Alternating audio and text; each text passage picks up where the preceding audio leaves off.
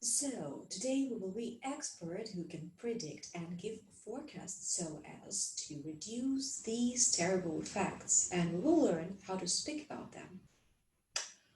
Tell me please, can a person be a predictor?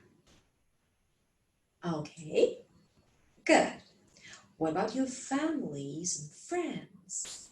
Who usually gives forecasts among them? Your mom, okay. Brother, good. Best friend, nice. So, when do we usually give forecasts? Your variants, your ideas. Okay, good. Interesting. Good. Well, don't worry. You don't need to have magic powers for that. If you look around, you will understand that environment and different circumstances can help us predict future events. Look, you have already learned to speak about future events under some certain circumstances using conditional one. But what if there are several variants of possible future? Would you like to rule future predictions? Okay, at the end of the week, you will be able to discuss several possible variants of future events and give instructions what to do to improve this or that situation connected with certain current environmental problems. We're going to have a grammar test and your writing assignment about your future predictions. So let's get started. So, when we are thinking about a situation in the present or future that is hypothetical, unlikely, or impossible, we use if plus past simple plus would plus verb. We use a past verb, though are imagining the present or the future to be different.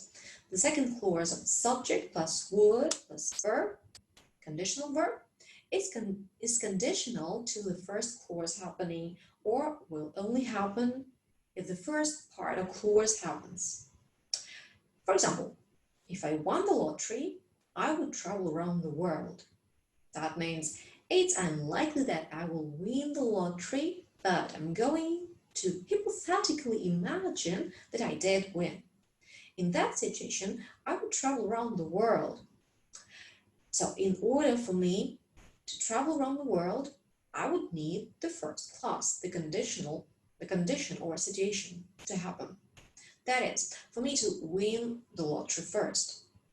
So if I won the lottery, I will travel around the world, though I am likely to win the lottery.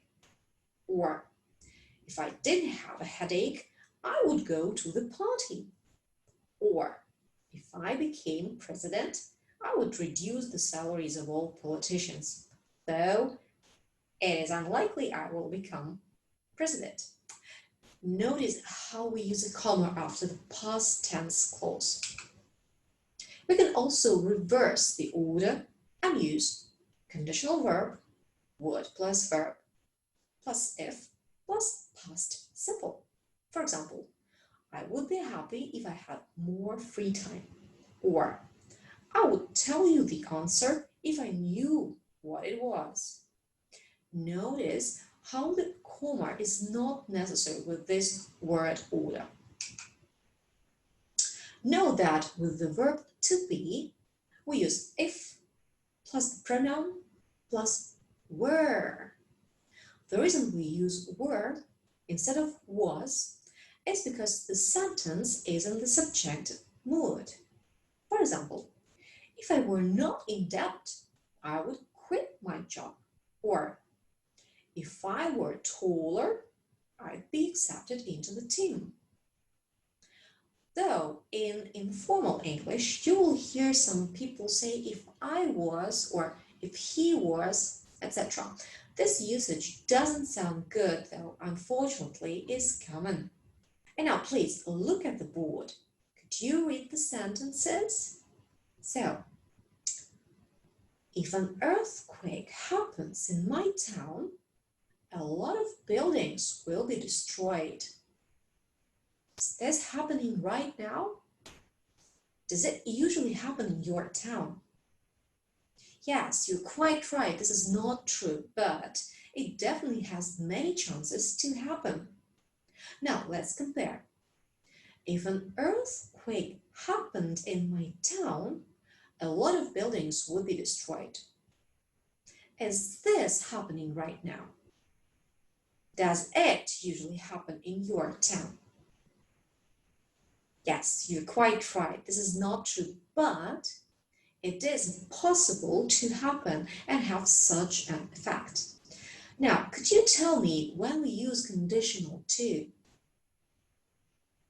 Excellent. We use it when we just guess about the event may happen and we don't have a strong belief it will happen. We just suppose and predict. Let's give such a forecast about uncertain beliefs and finish the sentences. For example, if tsunami came to my town, it would. Good. If tsunami came to my town, it would damage our embankment first. Good of you. Nice.